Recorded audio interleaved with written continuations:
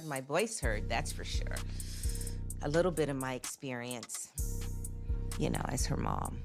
Have you ever caught something odd in Meghan Markle's wedding photos? Out of 600 people inside Windsor Castle, one woman sat all alone. And trust me, that wasn't by accident. That lonely image whispered a story that most of the world completely missed. That woman, not just Meghan's mom, but literally the only family member there to represent Meghan after a whirlwind of messy drama and royal-level planning. What if Meghan Markle's greatest scandal wasn't her clashes with the royal family, the public feuds, or even the Now picture this, May 19th, 2018. Millions of eyes glued to screens across the globe, Meghan Markle's Cinderella moment at Windsor Castle. But here's what nobody saw coming. Just 5 days before the royal wedding, everything flipped upside down. Why? A scandal involving photos that weren't what they looked like. Meghan's father, Thomas Markle, the man the world expected to walk her down the aisle, got caught up in a staged photo deal that created chaos no one was ready for. Others claim she had once been deeply entangled with an older man whose identity has never been fully. Yes, we're talking about those suspiciously candid shots. Thomas browsing newspapers about the royal wedding, strolling around to stay active, even trying on his formal suit like he was preparing for the big day. Sweet, right? Wrong, because those weren't natural paparazzi moments. Those were orchestrated and not just any arrangement. We're talking about a $100,000 deal. Suddenly, the fairy tale had a price tag. It felt cruel, the way the world seemed unchanged while his own life tilted violently off axis. Behind him. And when the British press uncovered the truth, boom, it was everywhere. Every front page, every news show dissecting it. Can you imagine? The most anticipated wedding in years, and suddenly the palace had to scramble to rewrite their perfect script. This wasn't a tiny hiccup, it was a full-on royal crisis. The outcome? Thomas Markle stepped back. No aisle walk, no father-daughter moment. The Montecito sun rose gently over the sprawling Sussex estate, bathing the manicured lawns and high walls and And who swooped in at the last minute? Prince Charles, filling in halfway down the aisle. A last-second adjustment that screamed how unpredictable Meghan's family situation had become. But oh, the drama didn't end there. While Thomas was buried in scandal, Meghan's half-siblings seized their moment to steal the spotlight. Samantha Markle and Thomas Jr., children from Thomas Sr.'s first marriage, were ready with their opinions. Doria Ragland, the usually serene and supportive mother of Meghan Markle, has made a decision that has left Samantha, wheelchair-bound from multiple sclerosis, hit the media like a storm. TV interviews, headlines, bold statements. Her narrative? Meghan had changed. Fame had created a rift, and family bonds weren't the same anymore. She wasn't holding back. She even wrote a whole book spilling her perspective. Meanwhile, Thomas Jr. took it further, penning an open letter to Prince Harry. Not a private message, no, this letter went public, and it wasn't pretty. He practically warned Harry that he had no clue what he was marrying into. Meghan Markle's half-sister definitely isn't half-hearted in her recent takedown of... This wasn't family gossip over dinner, this was public drama blasted across headlines. And here's the real sting. Both siblings genuinely believed Meghan had shut them out. Imagine growing up together, sharing holidays and laughter, only to watch your sister's life unfold on TV like you're just another spectator. Can you even picture the palace staff's panic? They were trained to manage charities and protocol, not tabloid interviews from bitter siblings. Doria confesses to police that Meg hides money that she stole from King Charles in Doria's scammy elder. By the time the wedding rolled around, chaos had already erupted. And so there sat Doria Ragland, Meghan's mom, inside St. George's Chapel, alone carrying the weight of Meghan's entire family on her shoulders. Visualize it. 600 guests crammed inside a breathtakingly historic church. The entire royal family glowing on one side. And across from them, Doria, silent, composed, the lone representative of Meghan's world. He has been instructed not to tell the person that it's Harry and Meghan that they're potentially meeting with.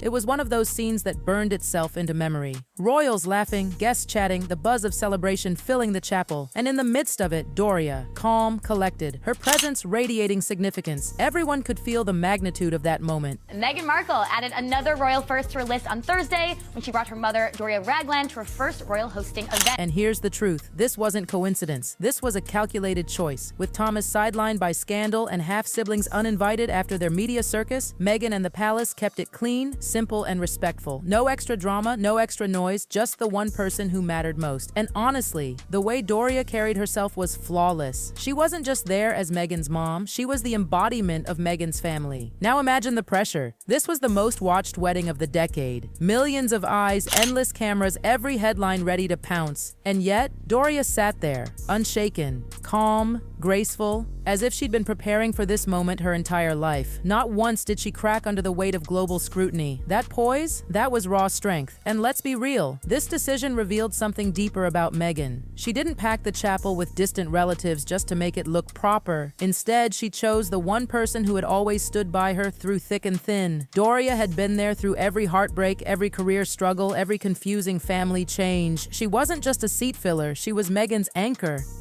Think back to Meghan's uncertain acting years, the auditions, the rejections, the small roles that barely paid the bills. Through all of it, Doria was there, cheering, supporting, holding her steady when the world seemed determined to push her down. And now here she was, front row at history, watching her daughter marry into royalty. The palace even made sure she was completely taken care of. Staff were assigned to guide her through the ceremony, explain every step, and ensure she felt at ease. This wasn't just planning, it was respect. Respect for the woman who raised Meghan. That iconic image of Doria, sitting in silent strength, became one of the most unforgettable snapshots of the entire wedding. It showed us something that glittering tiaras and lavish gowns couldn't. That one genuine supporter is worth more than 100 distant relatives who show up just for appearances. And here's where the story takes a surprising twist. Fast forward a few years, and Meghan wasn't done shaking things up. In 2022, Meghan made headlines again, this time with a heritage discovery that lit her up with excitement. On her podcast, she shared that she had taken a DNA test and discovered she was 43% Nigerian. You could hear the pride in her voice, finally, a tangible connection to her roots. For Meghan, who has always been open about her biracial identity, this was huge. Fans were intrigued, the press was buzzing, and it felt like a fresh chapter in her journey of self-discovery. And Meghan didn't just talk the talk. She followed it up with a trip to Nigeria in 2024, and the whole experience was like a homecoming. Photos of her beaming, connecting with culture, embracing her roots, it was beautiful. The world saw a Meghan who looked truly fulfilled. But oh, gossip has a way of sneaking in, doesn't it? Because then came Doria's moment. On an appearance on The Daily Show, Meghan's mom was asked about the Nigerian heritage, and her response? Let's just say jaws dropped. Doria admitted she wasn't exactly sure where that 43% figure came from. Cue the shockwaves. People were floored. This was Meghan's own mother. How could she be fuzzy about the family's background? Suddenly, questions erupted. Did Meghan misunderstand the DNA results? Were they misinterpreted? Or was this just the confusing nature of ancestry testing? Now let's be real. When Meghan's mom, Doria, hesitated about that 43% Nigerian claim, the internet practically exploded. People didn't just shrug it off, they dissected every word, every pause, every raised eyebrow. Because here's the thing, when your own mother questions your heritage claim on national TV, the gossip machine doesn't just hum, it roars. Some fans immediately defended Meghan, saying, "These DNA results are complicated, databases change, percentages shift." And that's true, with each new test that comes in, the numbers evolve. What reads as 43% Nigerian today could split into multiple African regions next year. But others, they weren't so forgiving. They accused Meghan of exaggerating, of creating a narrative for attention, of weaving a story too perfectly tied to her identity struggles. And let's not forget, this is Meghan Markle we're talking about. Every word she utters, every move she makes is magnified under the world's harshest spotlight. So the fact that her own mother wasn't aligned with her, oh, that just poured gasoline on the fire. It became more than a family comment. It became a debate about race, identity, belonging, and truth. People were asking, did Meghan really understand her roots, or was she selling us a story? But here's where it gets even juicier. This wasn't just about Meghan versus the media. This was Meghan colliding headfirst with the centuries-old machinery of the British monarchy. The royals have always handled family messes the same way, quietly, privately, discreetly. Never complain, never explain. That's their mantra.